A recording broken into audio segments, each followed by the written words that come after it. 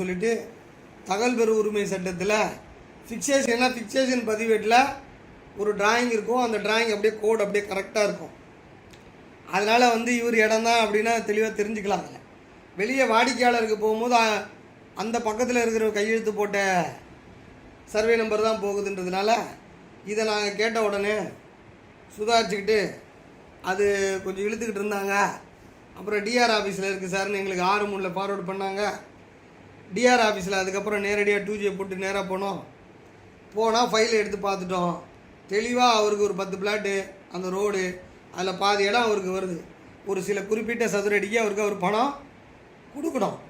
அப்போ நாங்கள் அதை எடுத்து இது போல் 10ஆம் நம்பர் பிளாட்டு 2 நம்பர் உட்படுது, ஒருத்தர்கிட்ட மட்டும் தான் நீங்கள் கையெழுத்து வாங்கியிருக்கிறீங்க, இதெல்லாம் வந்து பதிவு சட்டப்படி செல்லாதுன்னு சொல்லி அப்போ இருந்த 68(2) பதிவு சட்டத்தில் இந்த டிராயிங் வச்சு ஒரு மனு ஒன்று போட்டோம். அதுக்கப்புறம் ஓடி வந்து அந்த ஓனர் வந்து அவருக்கு தேவையான தொகையை செட்டில் பண்ணிவிட்டு அவர் போனார்.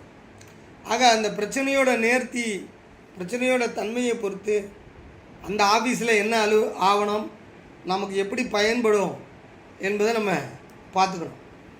அதுக்கப்புறம் வந்து பார்த்திங்கன்னா பதிவுத்துறையில் முத்திரைத்தாள், வழிகாட்டி மதிப்பு நிர்ணயம், வழிகாட்டி சம்மந்தப்பட்ட சிக்கல்கள் அதெல்லாம் நம்ம கேட்கலாம். அதுக்கப்புறம் வந்து வழிகாட்டி மதிப்பு சம்மந்தப்பட்ட சிக்கல்களில் நீங்கள் வழிகாட்டி பதிவேடு இருக்குல்ல, அந்த பதிவேட்டில் உள்ள தகவலை கேட்கலாம்.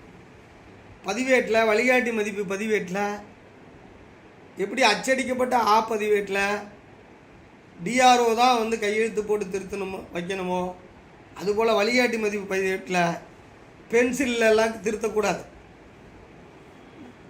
மாநில பதிவுத்துறை துணைத் தலைவர் டிஐஜி ரேங்கில் இருக்கிறவங்க தான் அதில் வந்து 100 ரூபா சதுர அடி இருந்ததுன்னா 150 ரூபா மாற்றுறாங்கன்னா அது 150ன்னு பேனாவில் மாற்றி பக்கத்தில் அந்த ஆணை எண் அந்த உத்தரவு என்ன போடணும். சும்மா பென்சிலில் நோட் பண்ணி வச்சுருப்பார். ரெஜிஸ்டர் வருவார், சார் 180 ரூபான்னு போட்டு வச்சுருக்கு சார் பென்சிலில், யாரோ பக்கத்தில் போட்டு போயிருக்காங்க சார், அது போட்டால் தான் நாங்கள் வந்து போடுவோம் சார்னால் அது ஒத்துக்கூடாது. அப்போ அது போன்ற நேர்வுகளில் அந்த பக்கத்தில் உள்ள தகவல்களை எல்லாம் நீங்கள் கேட்கணும்.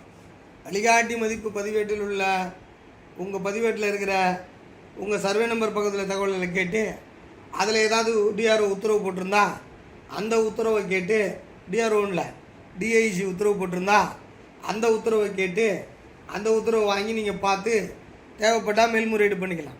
அப்படி எதுவும் உத்தரவு இல்லாத பட்சத்தில் அவர் மேலே நீங்கள் சார்பதிவாளர் மேலே ஒரு புகார் கொடுக்கலாம். இது போல் வந்து கட்ட முடியாதுங்க, சட்டப்படி சந்தை மதிப்பு வழிகாட்டி சட்டப்படி என்ன இருக்குதோ அதுதான் நான் வந்து போடுவேன், நீங்கள் பென்சில் எழுதுங்க போட மாட்டேன்னு சொல்லி நீங்கள் தேவைப்பட்டால் சேலஞ்சு பண்ணலாம். வழிகாட்டி மதிப்பை பொறுத்த வரைக்கும்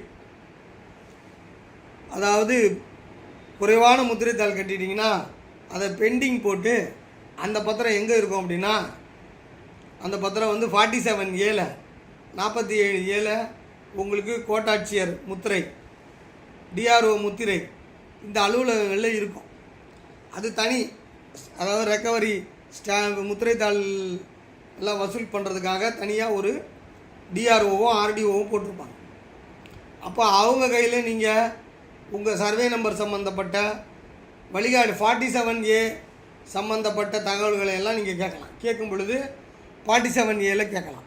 தற்சமயம் 47A யாரும் பத்திரம் பதிகிறதில்லை.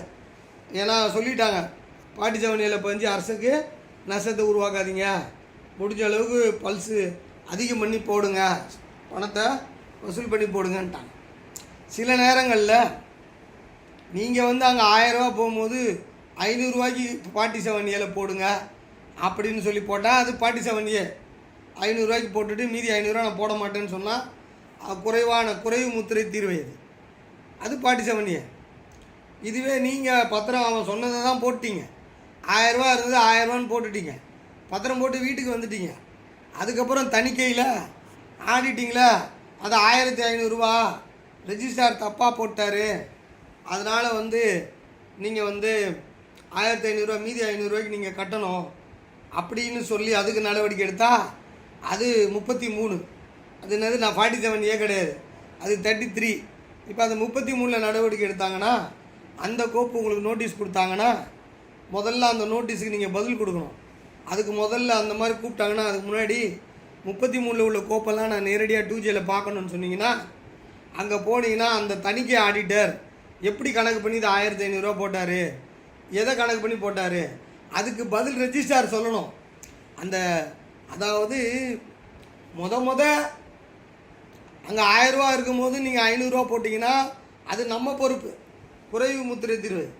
அவன் 1000 ரூபான்றது 1000 ரூபா போட்டுட்டீங்க, வீட்டுக்கு வந்ததுக்கப்புறம் 1500 ரூபா சொன்னால் அது சார்பதிவாளருடைய பொறுப்பு.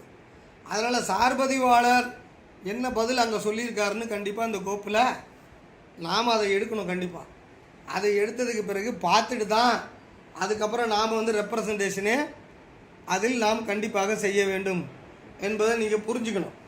அப்போது நல்ல நான் பாயிண்ட்டு புரிஞ்சுக்கோங்க. 47A 33 இந்த முத்திரை சம்மந்தப்பட்டதெல்லாம் இங்கே இருக்கும். அதே போல் ஒரு இடத்துல வழிகாட்டி மதிப்பை நிர்ணயிக்கிறீங்க, அந்த வழிகாட்டி மதிப்பை அதிகமாக நிர்ணயிச்சிட்டாங்க, வழிகாட்டி மதிப்பை அருமையாக நிர்ணயிச்சாங்க. நம்ம தம்பி ஒருத்தர் கழுகுமலையில் கண்ணன் ஒருத்தர் ஏற்கனவே டிடிசிபியில் அதில் அவருக்கு நிறைய சிக்கல்கள் இருந்தது. அப்போ அதுதான் நாம் தான் கொஞ்சம் சரி பண்ணி அதெல்லாம் கொடுத்தோம். அவர் அப்புறம் ஃபிக்சேஷன் போட்டார். ஃபிக்சேஷன் போட்டால் ஏக்கருக்கு அவர் 2 ஏக்கர் தான் போடுறாரு. 2 ஏக்கருக்கு 2 லட்ச ரூபா கொடுத்தே ஆகணும். அன்அஃபிஷியலாக ரோட்டில் போகிறவனுக்கு கொடுத்தாங்க. போன மாதம் ரோட்டில் போகிறவனுக்கு கொடுத்துட்டாங்க. எந்த ஆஃபீஸ்லேயோ எதுலேயும் கொடுக்கல. ரோட்டில் போகிறவனுக்கு கொடுத்த உடனே அதுக்கப்புறம் தான் அந்த டிஆர் ரோட்டில் போகிறோம் சொன்னதுக்கப்புறம் சட்ட அதிகாரம் உள்ள மாவட்ட பதிவாளர் சைட்டுக்கு வரான். அந்த அம்மா வருது, சைட்டுக்கு வந்து ஃபிக்சேஷன் பண்ணும்போது அந்த இடத்த சுற்றியில் இருக்கிற சந்தை மதிப்பு புள்ளிகள், சாலை, அப்புறம் வளர்ச்சி எல்லாத்தையும் கணக்கில் எடுத்து அவர்கள் அதுக்கு வழிகாட்டி மதிப்பு நிர்ணயிக்கணும். அந்த அம்மா வந்து பார்த்துட்டு அது மாதிரிலாம் பண்ணால் ஏதாவது பிரச்சனை வரும் அப்படின்னு சொல்லிட்டு ஊர்லேயே அதிக மதிப்பு மெயின் பஸ்ஸு போயிட்டுருக்கு பாருங்கள் கழுகுமலை ரோட்டில், அதில் இருக்கிற மதிப்பு எடுத்துக்கிட்டு வந்து போட்டு பத்திரம் போட்டால் போடு, இல்லை நீ போகலன்னா போப்பா நான் ஃபிக்ஸ் பண்ணிட்டேன்னு சொல்லிட்டு மாறி அந்த அம்மா போயிட்டாங்க. அதாவது லஞ்சமும் ஒரு ஏக்கருக்கு 2 லட்சம் வாங்கிட்டு அந்த இடத்தோட விலையும் போகாத விலையை ஏற்றி விட்டுட்டு இப்போ அதுக்கு அப்பீல் போனோன்னா 3-4 மாதம் ஆகுது. நான் இப்போ இது போன்ற நேர்வில் என்ன பண்ணணும்னா அந்த அம்மா வந்தாங்கல்ல, அந்த அம்மாவுக்கு ஒரு கைட்லைன் இருக்குது. ஃபிக்சேஷன் பண்ண மொத்த ஃபைல் எதை பார்த்தா அவங்க நிர்ணயித்தாங்க, வெறுமனே சும்மா அதிகமாக நிர்ணயிக்கிறதல்ல, அதுக்கான விளக்கத்தையும் அவங்க அதில் எழுதியிருக்கணும். அதை 2J போட்டு அதை நேரடியாக அந்த கோப்பை கேட்டு நாம் எடுத்து அதை பதிவுத்துறை துணைத் தலைவருக்கு அப்பீல் பண்ணணும். அப்போது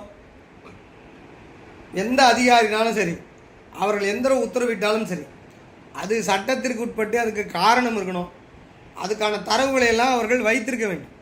அதற்கான தரவுகள் எல்லாமே அவர்கள் வைத்திருக்க வேண்டும். அப்படி வச்சுருந்தா மட்டும்தான் அந்த ஆவணங்கள் எல்லாமே நமக்கு தகவல் பெறும் உரிமை சட்டத்தில் கிடைக்கும். ஆக பதிவுத்துறையில் பொறுத்த வரைக்கும் கைரேகை பதிவாக இருக்கட்டும், ஆர்ஹெச் பதிவாக இருக்கட்டும், பழைய ரெவன்யூ ரெக்கார்டுகளாக இருக்கட்டும், வழிகாட்டி மதிப்பு சம்பந்தப்பட்ட ஃபிக்சேஷன் கோப்புகளாக இருக்கட்டும், வழிகாட்டி மதிப்பு சம்பந்தப்பட்ட மாவட்ட பதிவாளர் எழுதின குறிப்புகளாக இருக்கட்டும், மற்ற பிற அதிகாரிகள் குறித்த குறிப்புகளாக இருக்கட்டும், அனைத்துமே நீங்கள் வந்து பெறலாம். சார்பதிவாளர் வரலாறுகளை பெறலாம். நீங்கள் இனவாரியாக சுற்றறிக்கை கேட்கலாம். மாநில பதிவுத்துறை தலைவர் அவர்கள் முத்திரைத்தாள் சம்பந்தப்பட்ட இனங்களில் என்னென்ன சுற்றறிக்கைகளை சார்பதிவாளர்களுக்கு அனுப்பியிருக்கிறார் அதை கேட்கலாம். நிலம் பத்திரப்பதிவு, மோசடி பதிவு, போலி ஆவணப்பதிவு சம்பந்தமாக உங்களுக்கு அனுப்பியிருக்கிற சுற்றறிக்கையை கேட்கலாம். இப்படி மாநில பதிவுத்துறையில் அனுப்புகிற சுற்றறிக்கை எல்லாம் கேட்கலாம். இந்து சமய அறநிலையத்துறையினர், வக்போர்டு மற்றும் பிற துறையினர்கள் ஆட்சேபனை கொடுப்பார்கள். இந்த சொத்தை பதியக்கூடாது, இதை வந்து எங்களை கேட்டு தான் பதியணும், பூமி தான போர்டு இதெல்லாம் கொடுத்துருப்பாங்க.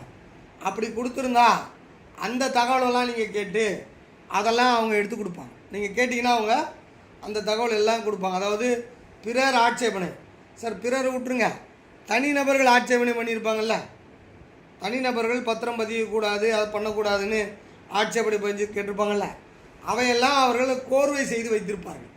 ஆண்டுதோறும் அதை வந்து ஒரு 500 வந்து அதை கோர்வை செஞ்சு வச்சுருப்பாங்க.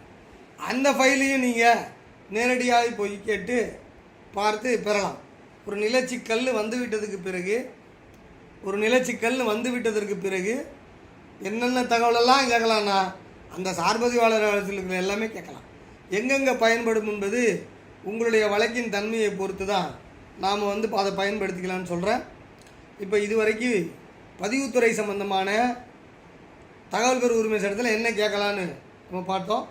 இதை யாராவது ஒருத்தர் 2 பேர் ரிவ்யூ பண்ணுங்கள் ஒரு 5 நிமிடங்களுக்கு. வாலண்டியராக தன்னார்வலராக வாங்க.